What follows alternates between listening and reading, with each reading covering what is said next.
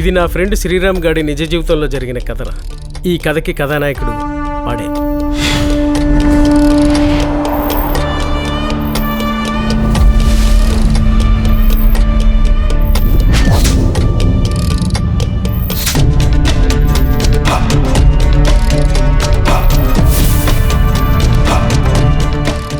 వీళ్ళ ఫైనాన్స్ వ్యాపారం మరి దారుణంగా ఉందని బయట అనుకుంటున్నారన్న.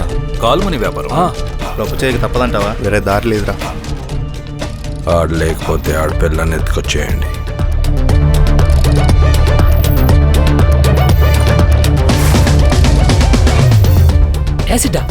యాసిడ్ ఎందుకు మేడం?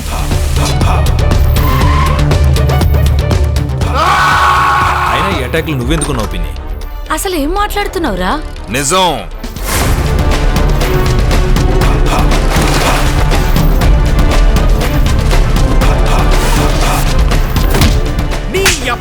నా కొడకల్లారా నాటకాలు ఆడుతున్నారా?